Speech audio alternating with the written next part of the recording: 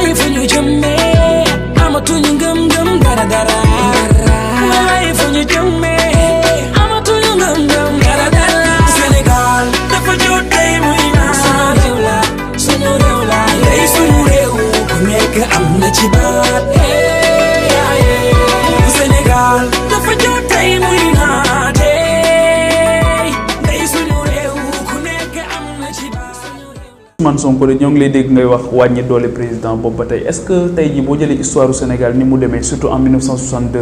coow li nga xamante ni amoon na diggante Mamadou Dia ak Senghor te ñu jàppoon ne rek ne Dia dafa amoon benn pouvoir boo xamante ni incarné woon na ko en tant que président du conseil tey jii est-ce que wàññi doole président de la République mënu ko indi tamit ci faiblesse boo xamante ni xëy na mën na xëy bëgg agir te du mën a agir te loolu mën na jëm ci bloquer les institutions. le bicéphalisme ci exécutif bi ci boppam. waxuma fii ñu créer deux exécutifs ñaari bokk le président de la République il sera président de la République lui seul l'Assemblée nationale c'est un autre pouvoir alors que fële ni ñu ko créé woon le président de la République était un titre honorifique et le président du Conseil moo doon véritablement l'exécutif et le législatif presque réunis je ne parle pas de ce modèle-là je dis président de la République lu am solo la c'est une fonction importante nañ ko jox ses attributions à l'intérieur de ces attributions là il peut pas être affaibli lu dul xanaa moom mu bañ a def lu mu war a def mais li ñu ne lii mooy attribution président de la République loolu da koy def ba mu mat sëkk fàtte woon naa sax ci li may wax en plus des attributions yi ñu ko jox nag te muy attribution yu am solo parce que koo xam ne su Sénégal amoon bombe atomique te yow yaa yor le bouton nucléaire koo xam ne yow yaay yor kàddu Sénégal ci international yaa koy représenté un peu partout am nga sañ-sañu leb ci turu Sénégal ñun dinañu fay am nga possible yaay gérer l'administration et l'État yaay lever les impôts au niveau national et cetera kooku du lu tuuti loolu rek doy na ci attribution yaa yor la kaaraange sénégalais yi yaa war a assurer la sécurité des Sénégalais kooku buñ ma ne dañ ko affaiblir non affaibliruñ ko et tant que mi ngi ci biir compétence am yooyu def li mu ci war a def problème amul bu ko bëggee outrepasser nag dem ci leneen war nañu am ay mécanismes yu ko naan sëñ bi yow def fii mooy sa frontière dellul ci biir. lan moo ko mën a arrêter. mooy yooyu ma wax noonu. Pouvoir législatif renforcé équilibré nu mu tudd indépendant mu joué rôle am pouvoir judiciaire def ko mais même bi ma fàtte woon Sénégal il faut ñu renforcer la responsabilité du président de la République par rapport aux actes qu'il pose mooy tey am nañu président de la République mën na def lu ko neex su paree taal avion dem yoonam problème du am parce que on a consacré qu'une seule responsabilité possible du président de la République mooy pour haute trahison mais privilège de juridiction du rek privilège il y a immunité suñ demee war ko kii les méthodes pour déclencher ça sont très complexes parce que ça passe par l'Assemblée nationale et il faut un quorum. Ensuite privilège de juridiction mais enfin li gën a compliqué aucune loi aucun texte dans le monde n'a défini la notion de haute trahison kenn xamul lan la du jurisprudence du loi du constitution amul fenn c'est flou qu'est-ce qu'on met dans la notion de haute trahison j'ai dit à côté il faut que ñu instaurer la responsabilité politique du président de la République moom moo am léegi fépp ci àdduna mooy su président de la République defee lu defuwul ba mu ne fàng ñëpp gis ko ba askan wi jóg ne lii d'accord ñu ci war nañu mën a enclencher une procédure de destitution de ce président de la République barki démb loolu moo daaneel Dilma Rousseff au Brésil moo daaneel président sud-coréenne bi ñun France mi ñu doon toppatoo sax depuis 2007 France dugal na procédure de destitution muy la responsabilité politique du président de la République nga xam ne tey su dee dara am na ñu ne lu garaaw def nañ ko fi 2 millions de Sénégalais 1 million de Sénégalais jóg manifester ay fan ñu dem toog place de l'Obélisque ne duñ ko nangu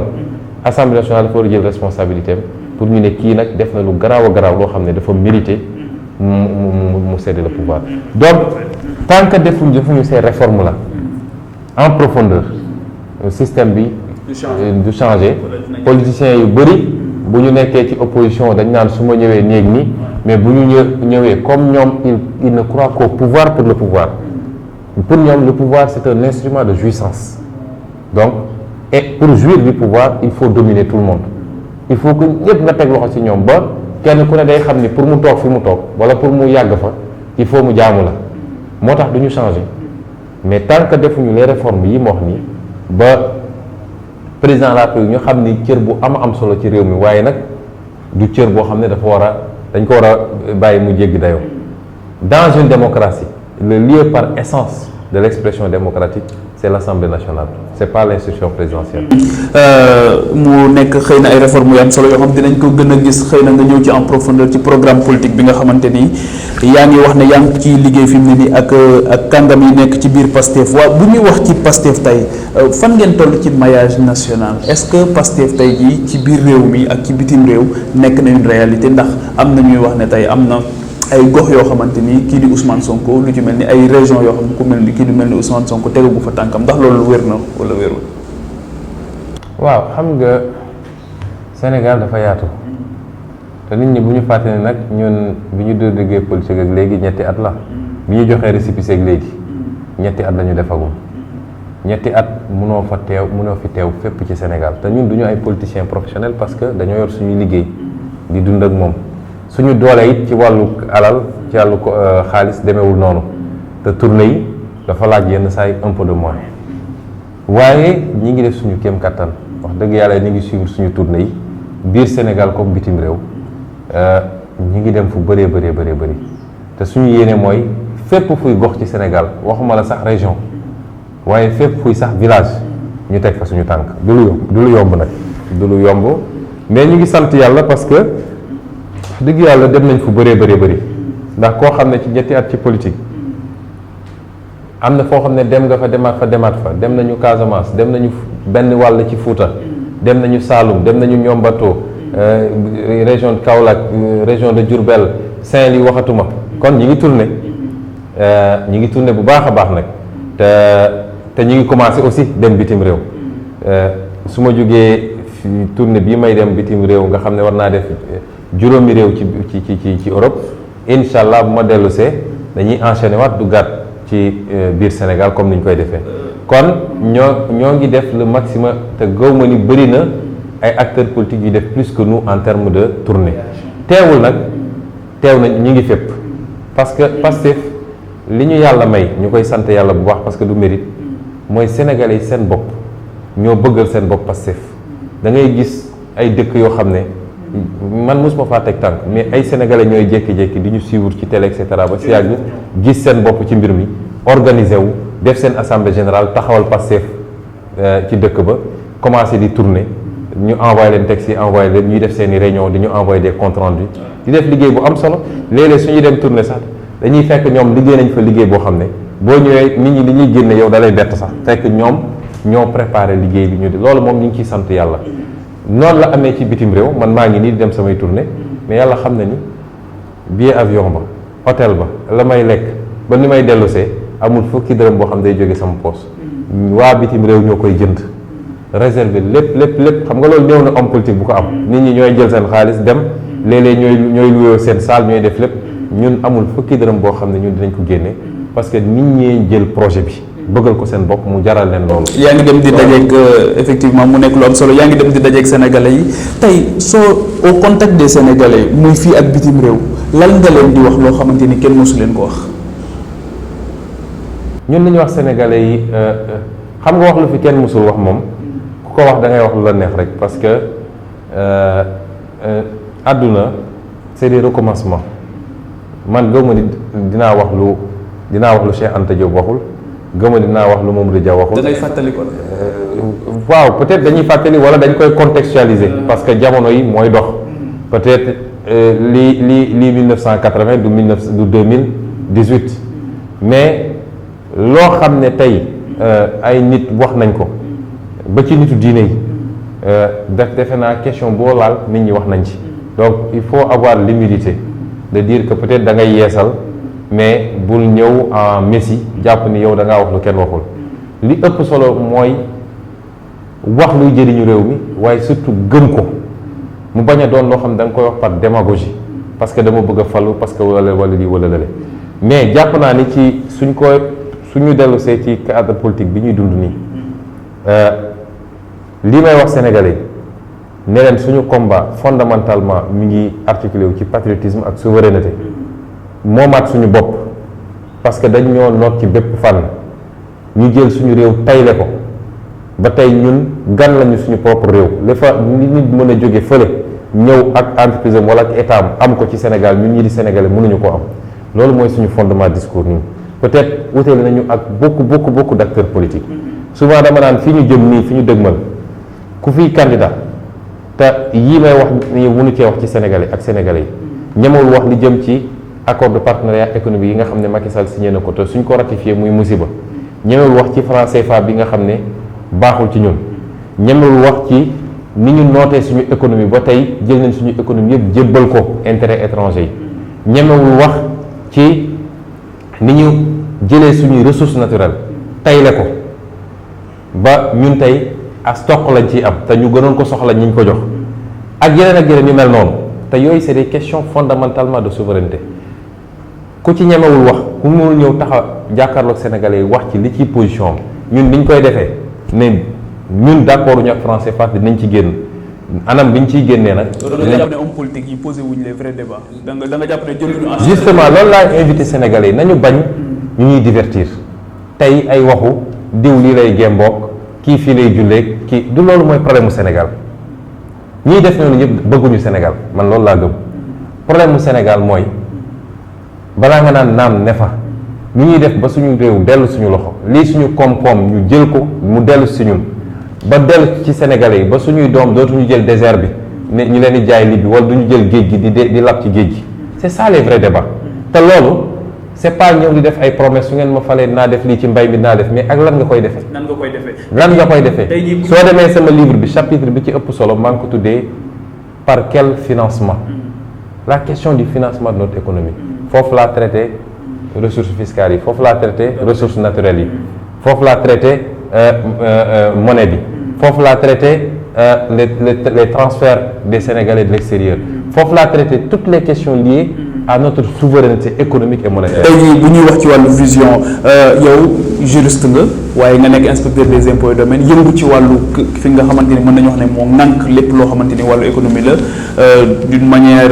directe ou indirecte mooy le ministère des finances de l'économie et du plan ndax tey jàpp nga ne ministère des finances la ñu am wala ndax ministère de l'économie la ñu am wala ndax ministère des finances et de l'économie la ñu am.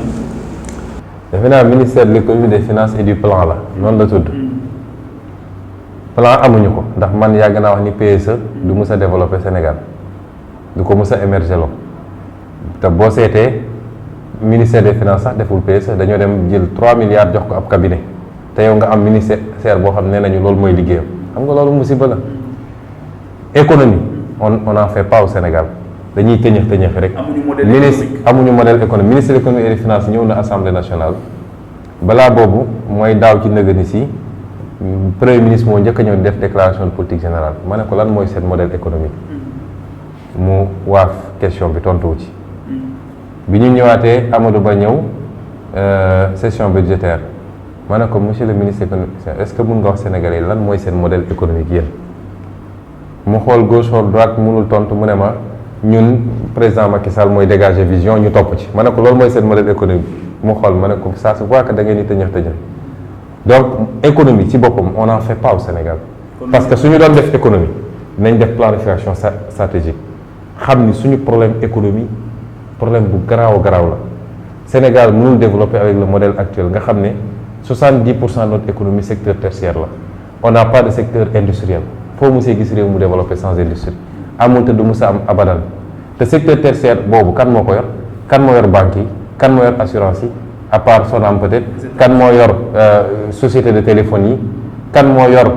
même le secteur de la distribution léegi gis nga nangu nañ ko ñun mënuñu sax distribuer des produits na Auchan ñëw na Carrefour ñëw parce que ñun mënuñu ko donc suñu modèle économique c'est un modèle introverti soo demee dans les pays développés secteur tertiaire moo ëpp mais ça c'est les modèles des pays post-industriels mooy def nañ seen révolution industrielle ba pare léegi seen industrie li ñu produire il faut ñu am ñu ko distribuer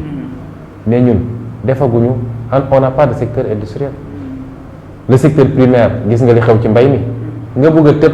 ne yow service yi nga yaakaar d'abord ça ne crée pas de main d'œuvre le secteur des services ça ne génère pas beaucoup de ressources fiscales da koy concentre ensuite nga jël lépp nag teg ko ci loxo étranger yi ñun ñu toog nekk ay consommateurs. donc ma ne ko lan mooy seen modèle économique mënumaa tontu. wàllu finance gis nga musiba bi fi mu ne nii gab bi ñu am ci wàllu impôt te amoon ko daaw jéeg parce que tout le monde fait la politique là-bas léegi taluñu liggéey bi mënatuñu sax les maigres performances yi li ñu leen fixé mënuñu ko atteindre kon defuñu finance ak benn finance moom ñu ngi koy def mooy leb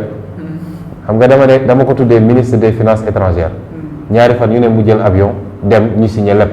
ñu jël ay garantie tubaab bi am nga pétrole Sénégal dafa am une bonne signature moo tax. ban bonne signature nous sommes notés B la ñu noté amuñu une bonne signature de ku la ko wax day wax lu ko neex bi ma demee États-Unis dama fekk foofu yenn ci samay militants Wall Street la ñuy liggéey ils vont te parler de la signature du Sénégal naa la jox numéro nga woo ko après nous n'avons pas une bonne signature waaye tubaab yi dañoo muus am fulla soo amee ay ressources naturelles soo ñëwee dañu naan d'accord signé mais il faut nga jël garantie sa pétrole ak sa gaz sa zircon sa or nangam soo mënul dem il faut ma am ci sama wàll loolu rek la du leneen yow loo mënee nekk parmi les 25 pays les plus pauvres du monde mënoo am une bonne capacité de lever des recettes fiscales ba pare nga ne am naa une bonne signature loolu mosoo gis fenn ci àddina. da nga wax lu am solo léegi mooy wàllu modèle économique ci ñàkk yoo xamante ni ñàkk nañ ko ñuy xaar yow tam sa modèle économique sa programme tey jii ndax dañu gis président Macky Sall mu ñëw indi yoonu yokkute en réalité bi nga ko sénégalais yi di fal c'est sur la base de yoonu yokkute lu la présenté sénégalais ñëw jamono bu néew ñu gis mu demaat wuti beneen programme ndax tey Ousmane Sonko mën na jox garantie sénégalais yi ne li enseignants yi di wax ubbi tey jàng tey lay def ndax tey jii da ngay bu nga doon dégg Sénégal da nga koy yor tey fekk li nga xamante ni moom nga leen wax ba ñu fal la ci wàllu programme bien chiffré parce que yow yaa wax léegi wàllu financement ci ni nga koy defee di nga mën a tàmbali liggéey boobu te doo def ni président Macky Sall ñu fal la ba pare sur la base d'un programme nga bàyyi ko fi dem wuti beneen. parce que du woon programme yoonu yokkute du programme profession de foi la loolu bokk na ci suñu problème homme politique li ñuy def c'est des professions de foi xam nga diggee yomb na su ngeen ma falee dinaa def 500 000 emplois su ngeen ma falee naa suqali mbay mi su ngeen ma falee dinaa def mais noo koy defee état ñaar lay doxee état c'est des dépenses et c'est des ressources financières budgétaires normalement yenn yi soo koy wax lu nekk soo ko waxee di nga war fan naka nga koy financer fan nga koy jëlee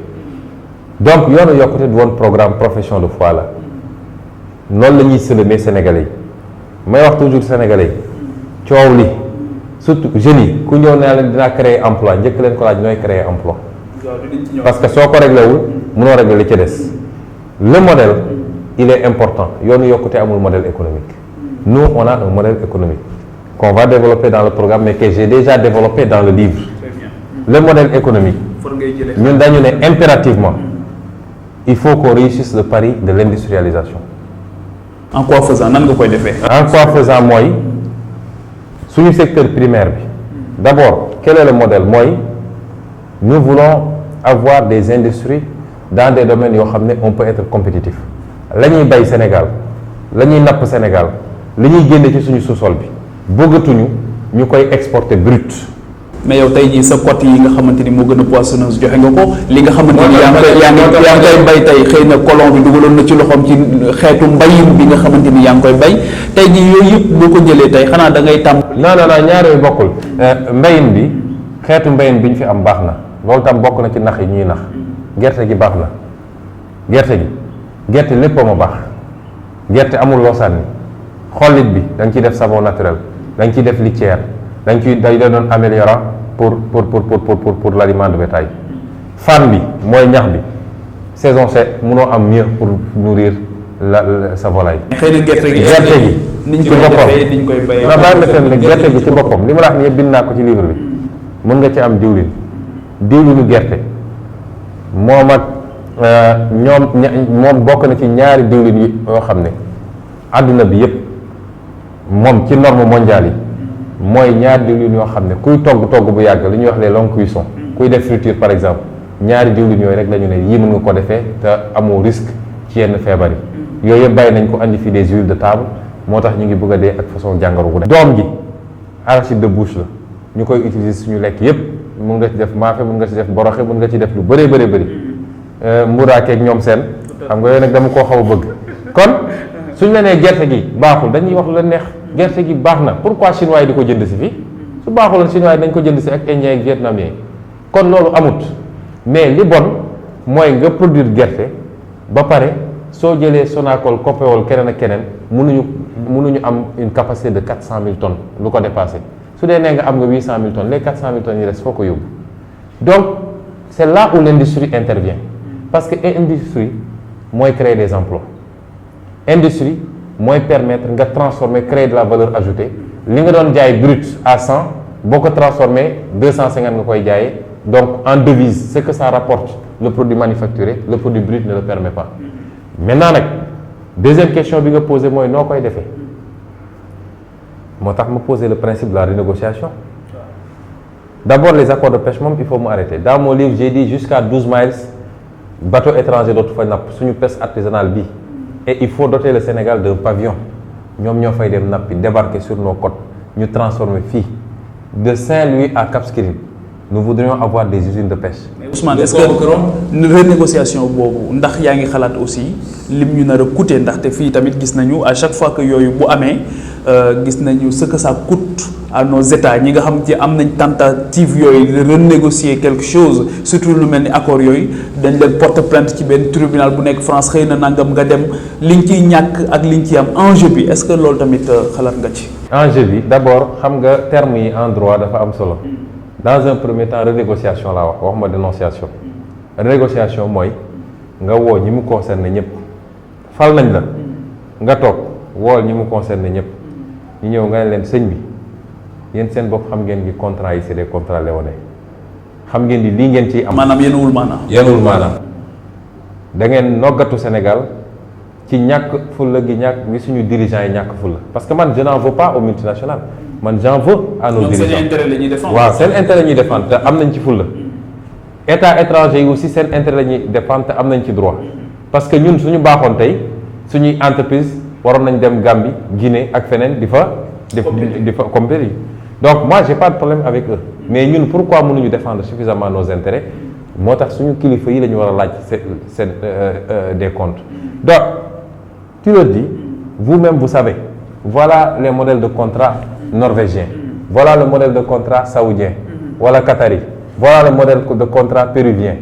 Mun nañu comparer yëpp xam ngeen ni lii ngeen bëgg a def fii Sénégal te defoon ko Gabon avant ñun defoon ko Congo avant ñun et cetera moo tax pays africains malgré que ñi ngi exploiter du pétrole depuis des années gis nga fu ñu toll.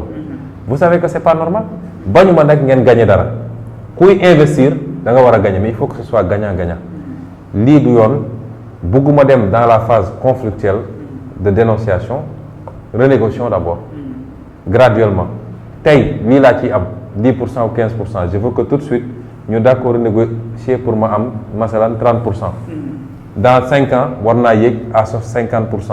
dans ne war naa et cetera suñ ko d'accordé alhamdulilah parce que li may wax nii dama koy teg man ci lu leer parce que dama étudier contrat yi les clés de partage xam naa ko bind naa ci livre te kenn weddeegu ko. dégg naa waa ji ñaari wax ñett mu ne waaw xamuñu ci dara moom moo ci xamul dara parce que su xamoon bu ci xamoon dara man je me demande est-ce que moom géologue la sax en tout cas il fait pas honneur à la profession de géologue ndax bu ci xamoon dara dina xam ni code pétrolier bi mi ngi naan way on va modifier le code pétrolier pour que ñu publier mais def na ay concertation sur le pétrole.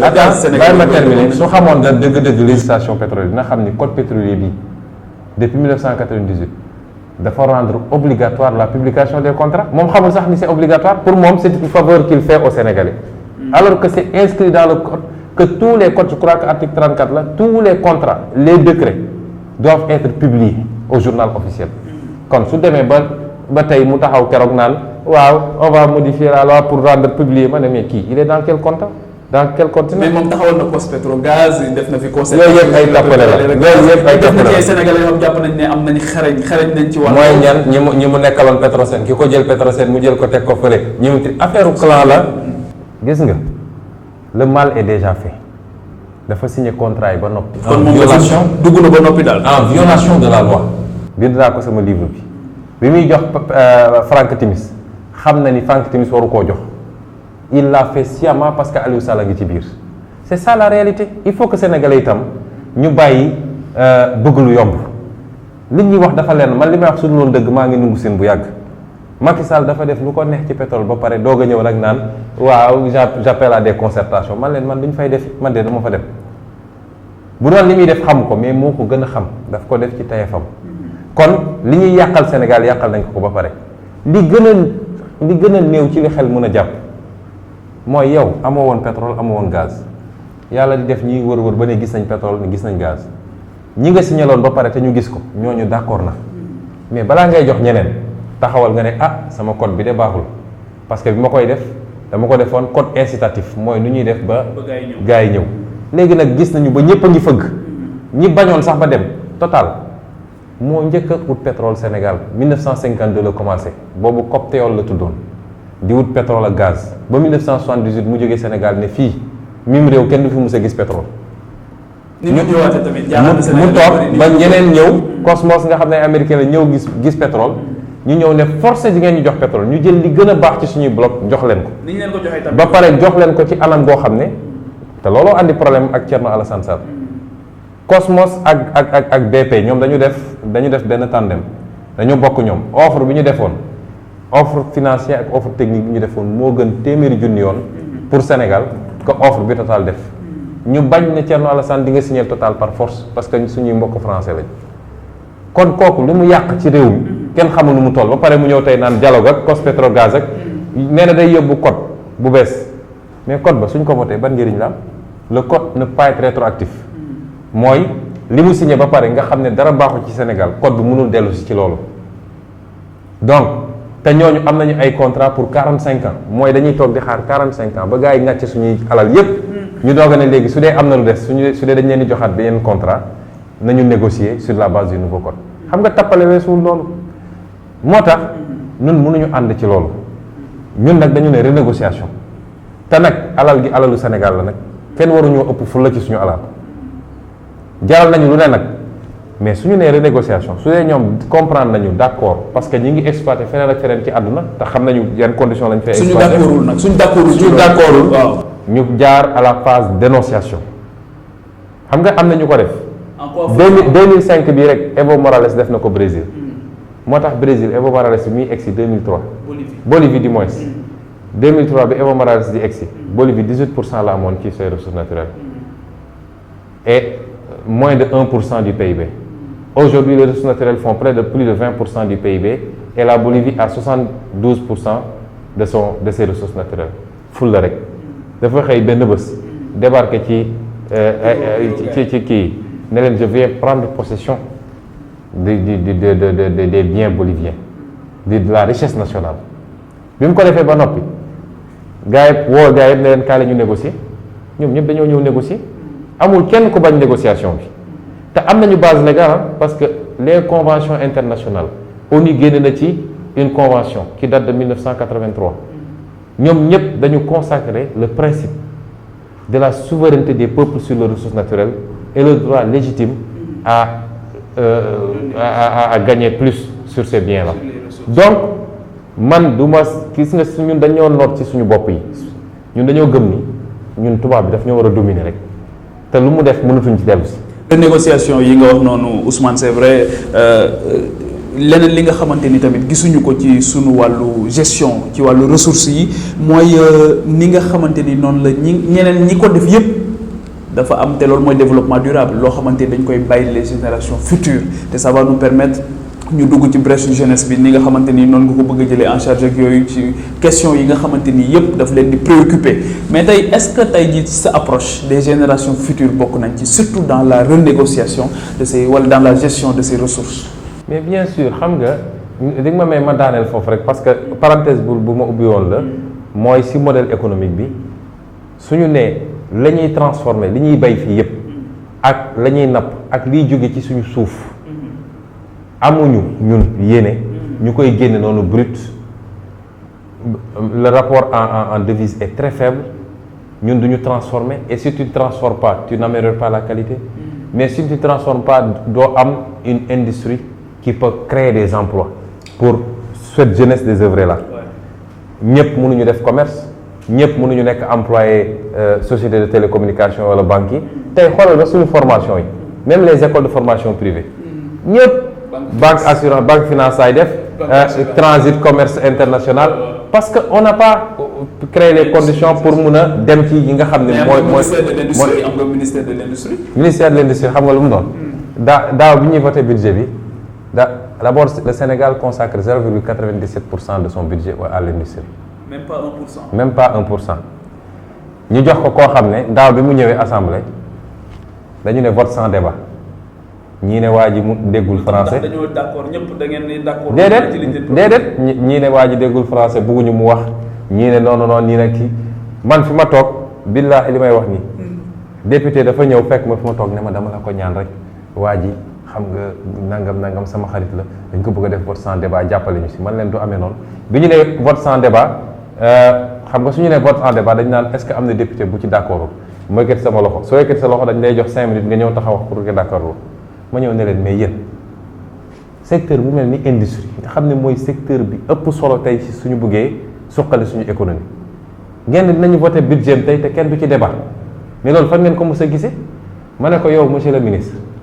nee nañ da ngaa ragal débat léegi dama bëgg nga wax ma est-ce que da ngaa ragal débat mu yëngal bopp bi ne nii ma ne ko léegi pourquoi ñu war a def vote sans débat il faut ñu débat ci affaire bi ma waxee ba pare dem toog ñu ne waaye dégg nañu waxam léegi on met la motion au vote kan moo ci d'accord majorité bi yëpp yëkkati loxoom ñu ne waaw ñu voté ñu ne léegi sans débat ñu voté budget ba sans débat loolu mooy suñu politique industrielle Sénégal lu toll ni industrie nga xam ne tey soo demoon Allemagne débat bi gën a métti bi am ci seen vote budget industrie la soo demoon Italie noonu feneen ak feneen ñu ne nañ ko def vote sans débat waa ji ñëw toog xam naa liñ ko bindal budget xam sax lu mu doon mu ñëw daal di wax gars yi def dimbal leen ba rek ngeen defal mu vote sans débat c'est ça le Sénégal. kon da nga jàpp ne loolu mooy sabab mooy conséquence jeunesse bi nga xam amuñu liggéey. désœuvrement jeunesse bi dama bëgg wax ni man du ma ñëw ne jeunesse bi su ngeen ma falee naa def 1 million d'emplois dama leen di wax ni su ngeen ma falee dinaa créer les conditions de l'emploi mooy. employabilité bi mooy tey gagner le combat de la souveraineté fexe ba suñu alal dellu si ñun suñu demee ba ay mool di jël gaal pour émigrer. y a un problème parce que mënatuñu jot jël. dinaa ci ñëw je termine avec le modèle économique boo demee ba ñi nga xam ne tey ñoom dañ daan dem géej ñëw am tout léegi xaalis bu dul jeex ñoo dem ba amatuñu te suñu demee Mauritanie ñu tiire leen fital suñu demee Guinée Bissau ñu créé leen problème nga dem ba baykat yi tey soo demee émigré ñaata nit ñooy bàyyi àll bi ñëw toog Dakar tuuti kuti dugg ci gaal yi pour dem. donc là le premier combat à gagner c'est le combat de la souveraineté ba li ñu yàlla wërsëgalee ñu am ko ci or am ko ci zircon lay génn ci tonne d'or à Kédougou kenn xamul lu mu toll te soo demee Kédougou nit ñi amuñu sax lumière bu ñu añee duñu reer c'est le premier combat à gagner boo ko gagné ba noppi nga ne léegi lii ma am fii man bëgg naa am des industries métallurgiques bëgg naa am des industries sidérurgiques bëgg naa am des industries de transformation des produits horticoles comment est-ce que ñu mën a ne Sénégal mi ngi exporter des fruits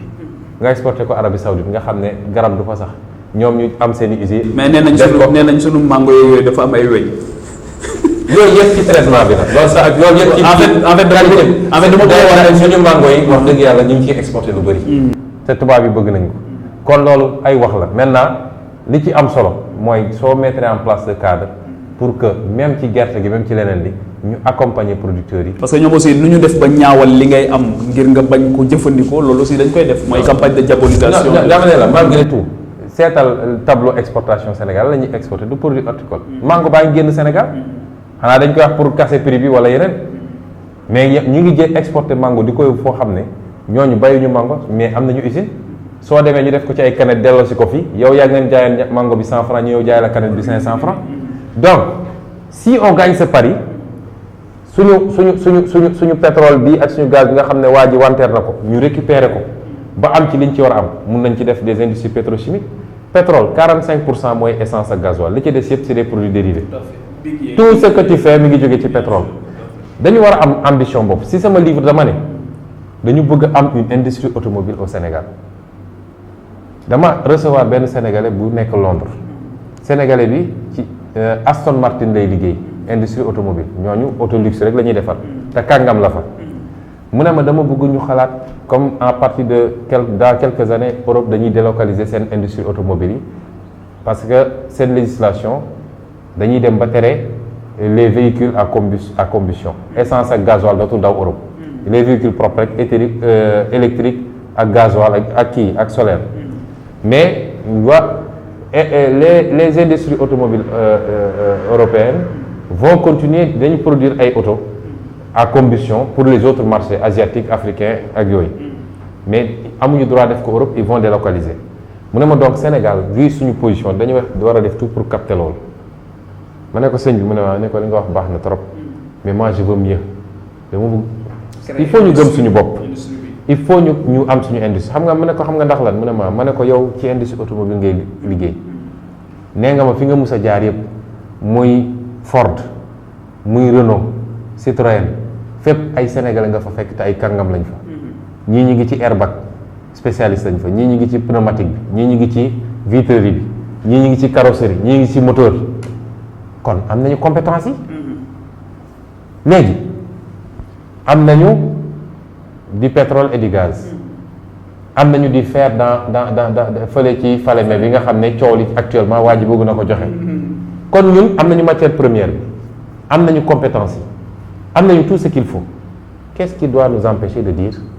nañu gëm suñu bopp gis nga sud-coréen bi ñu ne dañuy defar seen auto américains yi leen doon dimbale financièrement ak FMI li ma wax ni archive yaa dañ leen ne bu leen ko mus a def mënu leen ko parce que mënu leen compétir ak General Motors wala Ford wala Toyota ñu ne leen bàyyi leen ñu essayer parce que sinon on sera des consommateurs éternels tey kan mooy defar Hyundai kan mooy defar Kia kan moo leen ëpp lu muy jaay ci auto kon nit da ngay gëm sa bopp alors j'ai dit aux gars idée yi ma andil baax na trop mais dama ciy yokk man sama gis-gis politique mooy suñu ambition mooy d'ici 2030 war nañu mën a am auto made in Sénégal commencer ñefe pour compétir ci marché africain yi d'abord Afrique à l'horizon 2030 c'est 2 milliards 500 millions de personnes un marché de 2 milliards 500 millions à l'horizon pratiquement 2075 je crois on sera 5 milliards d'habitants en Afrique c'est un marché énorme ma ne ko ñu xool suñ ko mënul def seul nañu xool ban pays africain moo bëgg a progrès moo nekk progressiste tey gëm boppam mën naa ci citer Rwanda wala keneen ñu xool nu ñuy defee ay joint venture pour créer suñu condition am suñuy compagnie aérienne am suñuy industrie automobile ainsi de suite comme tout le monde nag suñuy doom a ngi feneen di liggéeyal nit ñi di leen defaral lu baax depuis designers yi concepteurs yi ba ñuy réaliser auto yi ñu koy defar ay sénégalais nga fa di def liggéey bu am solo loolu nekk liggéey bu am solo waaye pour réy la tamit waaye tey jii donc jeunesse bi jàpp nañ ne loolu bu ñu ko defee chômage mën na wàññeeku trop mais dafa am ci loo xamante ni mooy les préoccupations de la jeunesse mooy ni nga ko xamee ci wàllu soxla bu ñu am ci lekk ba suur naan ba màndi sol yére ak yooyu mais tey jii ci wàllu aspiration ci sunu jeunesse ñu tàggat leen ci seen xel ñu am ban rapport la ñu am le sentiment d'appartenance ci seen réew ban gis-gis la ñu war a am ci drapeau national yooyu nan la ñuy exercer la plénitude de leur citoyenneté Ousmane Sonko ban gis-gis la am ci loolu. mooy yéeg-yéeg bi ngay am ni Sénégal laa bokk Sénégal mooy sama lépp lu ma def lu baax ci Sénégal jaamu yàlla la parce que loolu mooy patriotisme dem ba intérêt réew mi nga bokk gënal la sa intérêt bopp. boo demoon ba ñu ne lii soo ko defee sa intérêt bopp la mën nga ci am 10 milliards waaye nag du baax ci réew mi nga mën koo baax pour intérêt réew mi loolu ça pose fondamentalement le débat sur le patriotisme la citoyenneté loolu li may wax toujours gis nga askan woo gis dafa soxla ay royukaay ni ñu soxlee royukaay ci wàllu diine ba tey soo waxee ñu ne la Cheikh Ahmadou Bamba wala ñu ne la El Hadji Malick Sy wala ñu ne la Baye Niass wala ñu ne la Mame Maye wala ñu ne la ba ci yonent yàlla Muhammad alayhi salaam noonu lañ ko soxlawee ci mbirum état te Sénégal tey problème boobu la ñu am tey ban référence absolue nga mun a am. voilà c'est-à-dire soo demee Amérique li ñuy wax les pères fondateurs américains dañ leen di vénérer parce que ñooñu dañoo def lu rëy ba unifier Amérique ak Amérique ni mu toll ak ni mu mais fii xëy na am nañ ko wanewul xëy na waaw soo jëlee li ñuy wax les signataires de la Constitution c'est des héros nationaux les pères fondateurs c'est des héros nationaux ensuite à des moments difficiles de l'Amérique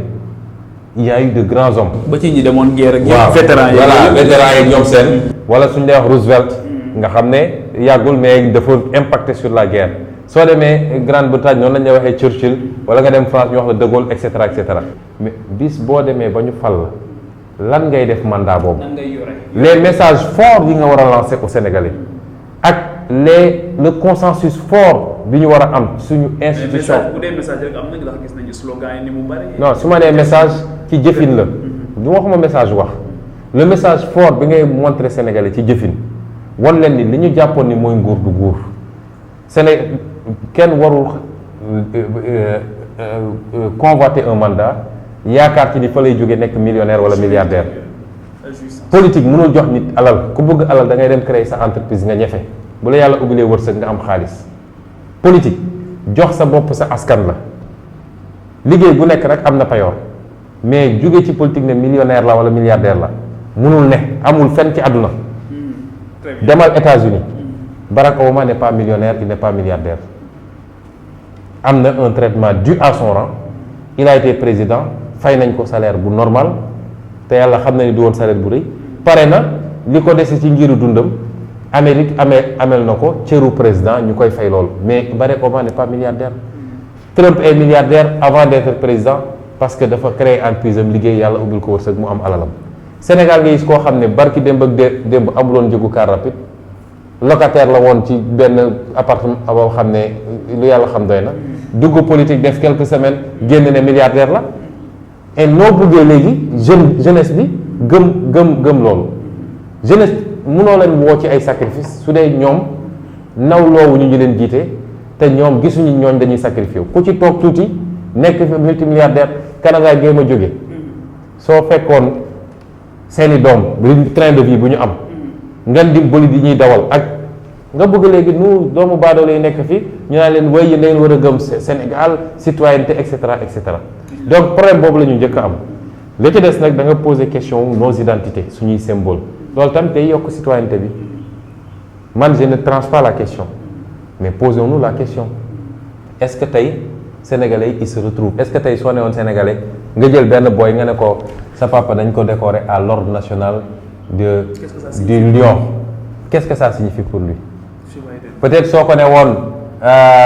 dañ ko yëkkati ci daraja suñuy Maba Diakhou Ba wala Cheikh Ahmadou Bamba peut-être dina am lu mu signifier pour moom symboliquement mais tu vas lui dire ordre national du Lion xam nga man dama xam ni ba ci ni ñuy solo sax xeetu veste yi ñuy sol xeetu colis yi ñuy takk ak yooyu yëpp tey jii dafa mel ni dafa renvoyé wul ci suñu sociologie dafa mel ni dañ koo importe ndaxte boo gisee ba ci De Gaulle ba ci ñoom tey jii bu nañ koy joxee France raaya yooyu bu ñëwee Sénégal même type de symbole yi la ñuy utiliser ndax loolu tamit dafa looloo andi ñu bëri naan affaire franc-maçon la ak nangam parce que da ngay gis ni les mêmes rituels la ñuy reproduire parce que dañ ñu koo jox rek laajuñu ñun tam ñu jël rek continuer mais il faut ñu réfléchir suñuy symbole tey suñu nee Pincetus vocora frapper les balafons est-ce que dina def ci sénégalais bi li Marseillaise di def ci français bi wala li hymne américain bi di def ci américain bi est-ce que suñu drapeau américain bi ni mu fonkee drapeau ba su gisee ku ko joggati wala ku ko taal muy bëgg a dee est-ce que ñun même donc c'est des questions yoo xam ne il faut que ñu accepter laaj ko suñu bopp aussi la question de nos identités nga xam ne dafa war a méngoo ñun lii suñu gëm-gëm askan wu ne dafa am histoire am trajectoire man li ma gëm mooy suñu identité républicaine ak suñu identité sociologique et sociale dafa am benn hiatus benn méngoowuñu ba tax li ëpp ci société bi gisuñu seen bopp ci identité républicaine boobu maintenant il faut que ñun ñu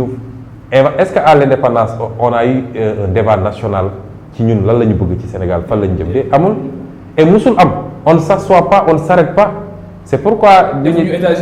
waaw c'est pourquoi bi ñuy def assises nationales c'était intéressant moi j'étais aux assises nationales en tant que syndicaliste parce que c'était ça l'idée mooy jéem doxul jéemaat nañ doxul nañu taxaw tuuti seetlu waxtaan suñu biir ban Sénégal la ñu bëgg mais loolu day démarrer par def état des lieux def càmbar mbir mi saytu ko doog a wax nag ni lii lañ ci jëlee jàpp nañ ni fii la ñu bëgg a jël et ce débat là il faut le poser, c'est important. Très bien avec nga xamante ni su boobaa dañ koy dépassionné waxtaane ko ci ni nga xamante ni noonu lañ ko war a waxtaanee ak ñi nga xamante ni ñoom lañ ci war a àndal mais encore une fois jeunesse bi lu ñuy xaar la te exigence lay nekk waaw donc ñuy jeexal rek Ousmane par rapport ak la question de la diaspora nekk lu am solo xëy na sax mën nañu wax ne échec politique publique yi moo tax ñu am li ñu am tey jii ci ñu tukki ak ñu bëgg a tukki ndax tey jii boo demee direction des passeports di nga gis jeune boo xamante ni ñetti yoon ba muy am 30 ans dina wut ñetti yoon passeport bi di jeex te du dem mais saa bu jeexee dina dem renouveler ko ndax xëy na loolu mooy dalal xelam dans l'espoir de partir un jour tey jii diaspora bi boo leen jëlee ak li ñuy dugal ci wàllu xaalis ci biir Sénégal ak difficulté yi nga xamante ni am nañ ko pour un retour seen réinsertion yooyu tey ban ndax ci sa programme am nga ci gis-gis ak nan la ñu war leen war a dimbale ngir loolu nga xamante ni ñoo ngi koy sàkku ngir dem wuti pour mën a revenir de façon décente ñu mën ko am. waaw man ñaari ba ñetti mbir laa ci wax bu ci njëkk aussi bien pour ñi nga xam ne dem nañu ba pare ba installé wu te seen situation wuute ñi wax dëgg yàlla macha allah ñeneen ñi ngi ci situation difficile que pour ñi nga xam ne ñi ngi fii bëgg a dem li may fàttali rek mooy le combat fii la. gis nga ñooñu ni ñu def ba defar seen réew ñun suñ ko defoon defar suñu réew parce que ñooñu ay combat la soo jëlee France c'était pire que le Sénégal sooy lire Germinal du pain nit ñi problème mooy nag fan laay jëlee mburu gu ma lekk tey benn monarchie ne fa écrasé ñëpp feneen ak feneen noonu la woon. Dubaï gi village la woon bu yàgg. Dubaï gi naar yi ci ay tentes la ñu ne woon ci désert bi xamuñu woon dara jànguñu xamuñu mais.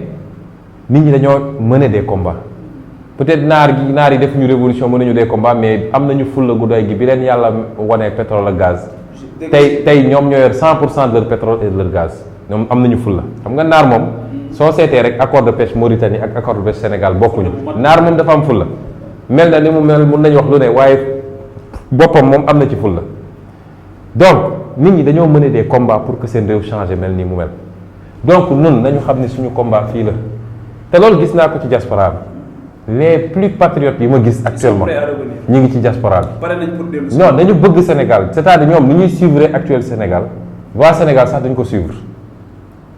dañoo bëgg Sénégal parce que ñi ngi dund foo xam ne gis nañ ñu ngi dox et chaque jour quand ils se lèvent leur question c'est mais pourquoi pas chez nous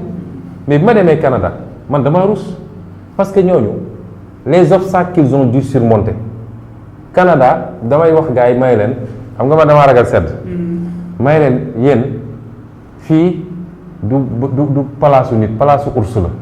ak ay fog Canada loolu la woon fu mu mën a def 40 degrés su ko defoon Sénégal ñu ñëpp dee nañu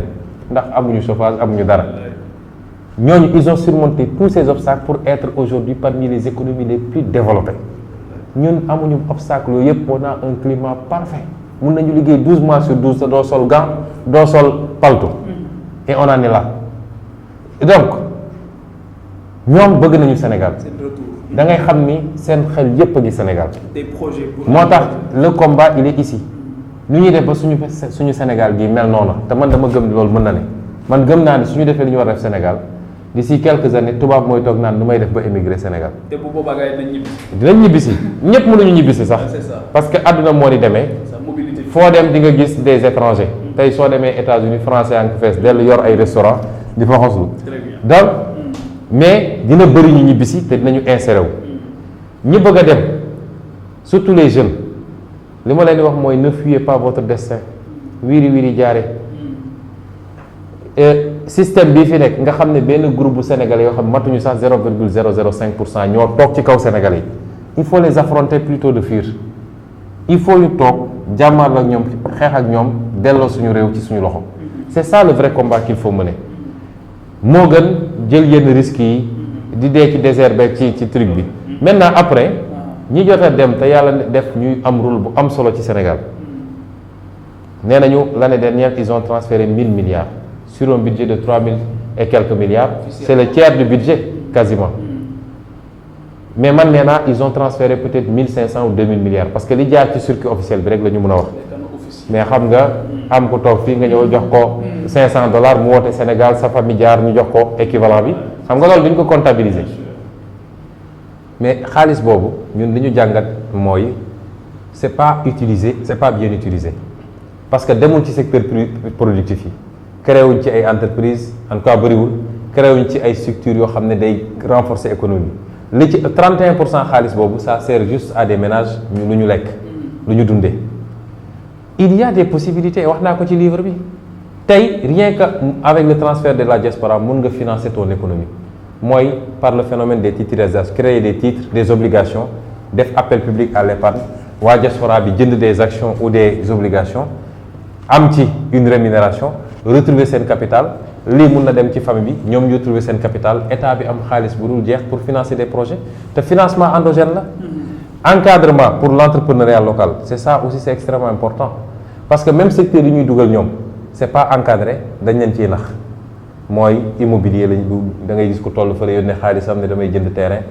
ñu nax ko fii dugal ko ci ay projet immobilier yu baaxul wala jaay ko ay terrain yu baaxul mu perte alal gu dul jeex donc yooyu am na lu ñu ci wax lu bëri ci livre bi ne suñ ko defee ci encadrement à l'entrepreneuriat à la facilitation du crédit ku jógee diaspora ñëw am sa 50 millions nga am facilité ci crédit boo xam ne mun nga lever tey 100 millions 150 millions pour lancer quelque chose yooyu yëpp am na ci solo beneen bi am solo mooy man li ma gis ci compétence ci diaspora bi daf maa yëpp et je me dis comment le Sénégal peut laisser tout ça secteur boo jël ci économie développée yi di nga fa fekk des Sénégalais qui sont très compétents mais bu ñu leen utiliser on préfère politiser les postes on prend des gens yoo xam ne mais yàlla xam bi nit ñi di jàng ñoom ñu ngi politique. Très bien. Mais parce qu'il est dans le parti nañ ko jox responsabilité bi nga bàyyi des compétences extraordinaires ci àll bi donc réew mi ku foog ne mën nga ko defar sans la diaspora je ne fais pas de démagogie de man lu ma gëmul du ma ko wax lu ma d'accord ak waa diaspora naa ne lii d'accord ma ci mais je crois que celui qui pense que mën nga defar réew mi soo demee réew yu mel ni Chine Italie moo ko jëkke Chine dernièrement ba ci ay Turquie sa diaspora bi nekk Allemagne particulièrement suñ la waxee l'impact qu'ils ont eu sur l'émergence de ces pays sur les 30 dernières années mais c'est extraordinaire donc loolu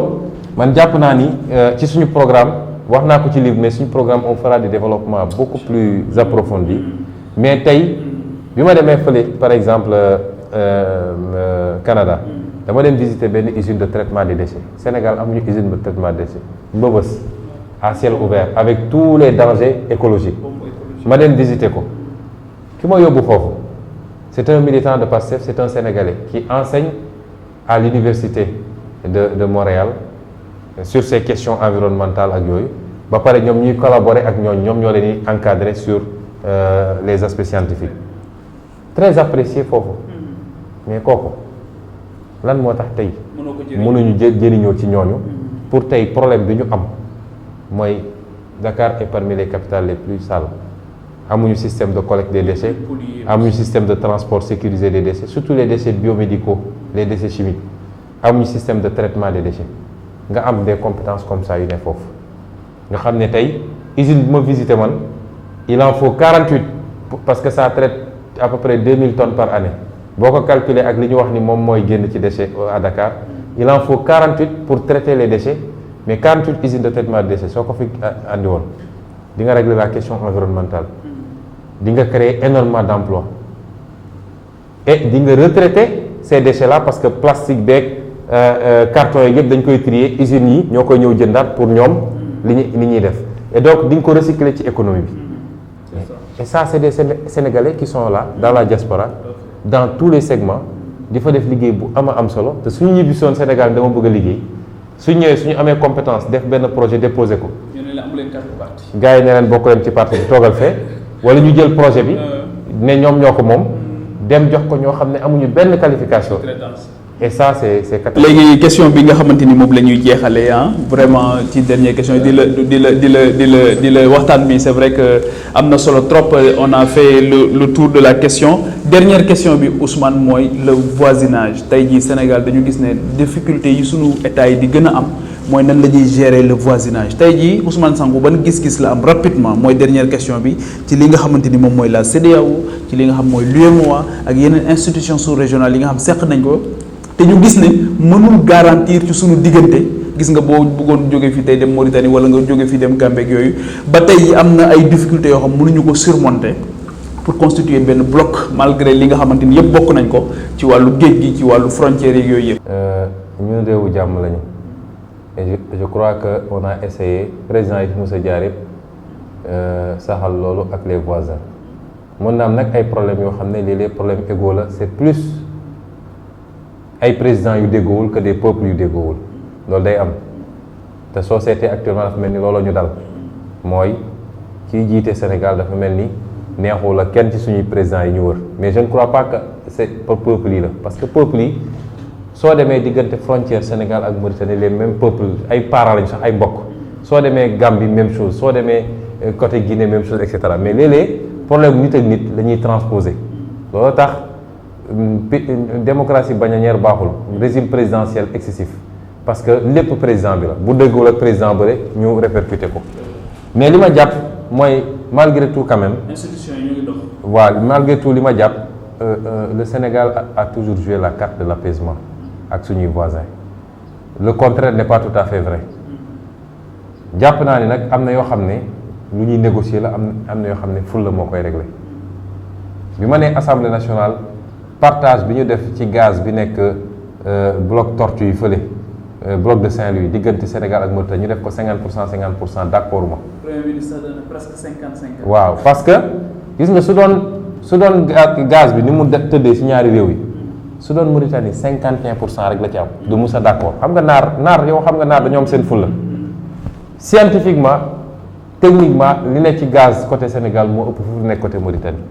ñu ne way ci rapport de présentation ñooy way au nom du bon voisinage may leen bàyyi leen waxu tappale ñu lañ defoon ba Senghor jël suñu rive gauche jox ko Mauritanie tey métti nañu trop lu ne la ñuy daj ci loolu bon voisinage te suñu nappkat su duggee Mauritanie ñu tiire ko loolu mooy ban bon voisinage man gëwuma loolu dafa am loo xam ne waxtaan la am na loo xam ne nag fulla la moo koy mottali à partir de ce moment jàpp naa ni tey ma wax la benn affaire sama livre bi wax naa revitalisation des vallées fossiles de Senghor à maintenant de Diouf à maintenant président yëpp dañu wax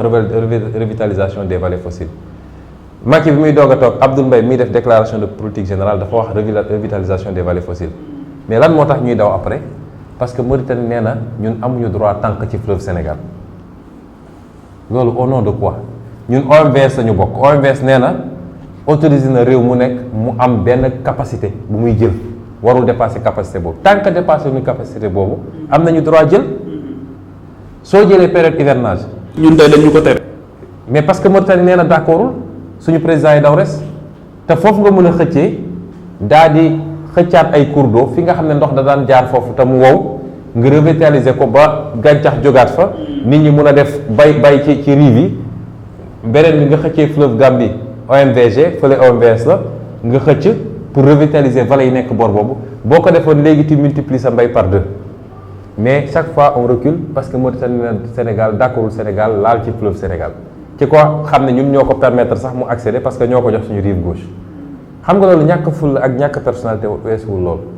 su ngeen di àndit wax su jotee da ngeen di xoolante ci biir bët ngeen waxante dëgg man de si j'étais président de la République dans la limite des quantités des volumes yi nga xam ne moom la OMVS permettre dinaa ngacc soo seetee durant l'hivernage fleuve Sénégal day def crue ba ndox mi du xam fu mu dem day déverser waat ci océan Atlantique bi loolu mënuñu ko woon jël andi ko ci biir pour suuxat suñu agriculture nga ne du ma ko def parce que su ma ko defee Mauritanie mer mais man lu sama yoon ci meru Mauritanie ci jamono jooju mais non attends y a un minimum donc voisinage ñaar moo koy doxal waxtaan ak fulla fu fulla jotee defal fulla bu fulla jotee nag nga def ñàkk fulla ñëpp dañ lay yàpp ñu bëgg la imposer lu ne man jàpp naa ni c'est pas un problème des peuples souvent c'est des problèmes entre président de la République Macky Sall amul de bonnes relations avec Aziz ñëpp xam nañ ko amu ko avec Alpha Condé c'est connu amu ko woon ak Yaya Jammeh c'était connu à partir de ce moment ñooñu seeni problème personnel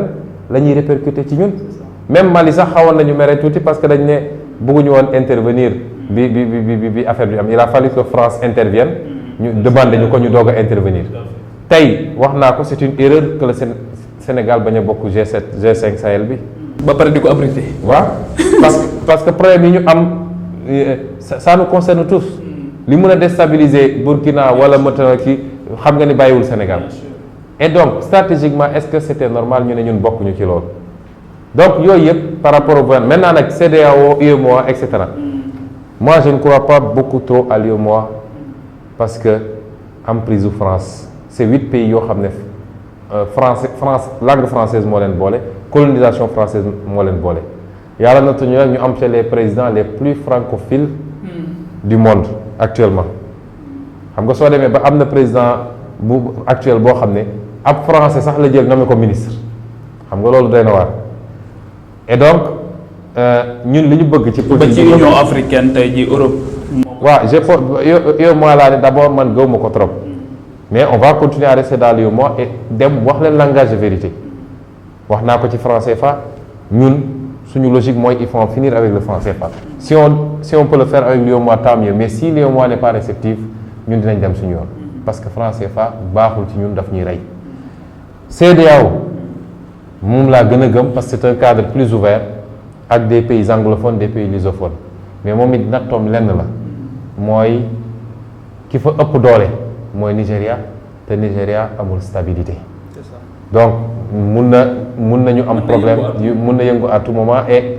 boobu dina am répercussion yu bon parce que l'objectif c'est pas de sortir d'une domination pour retomber dans une autre domination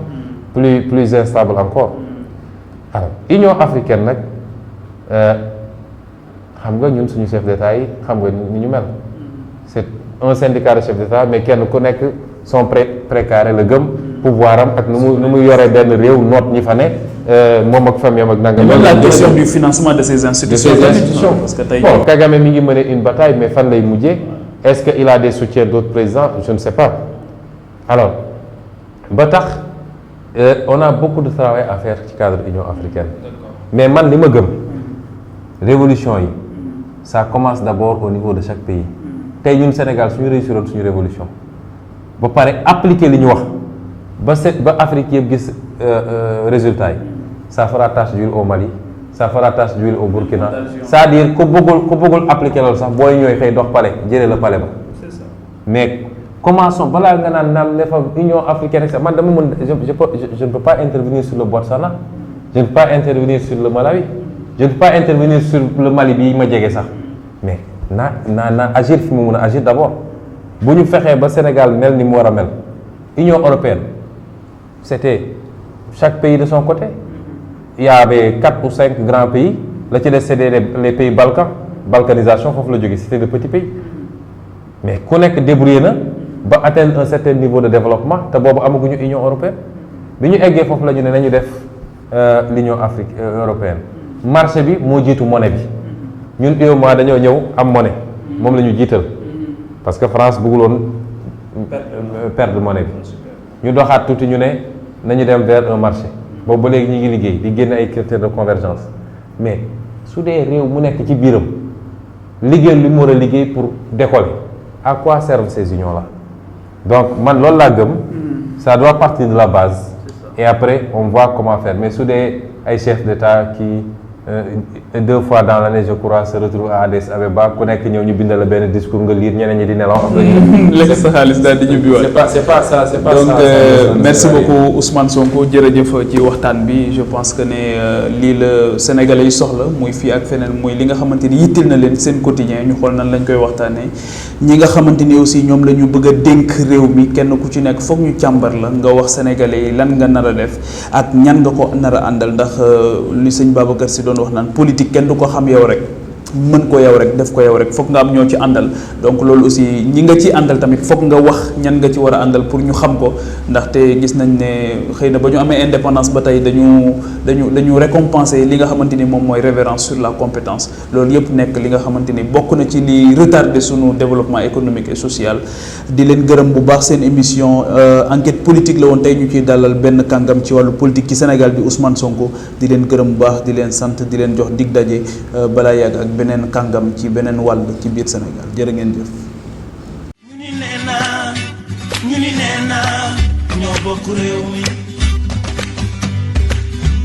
ñu ni nee naa nanu yaatal géew bi ñu ni nee naa ñi nee na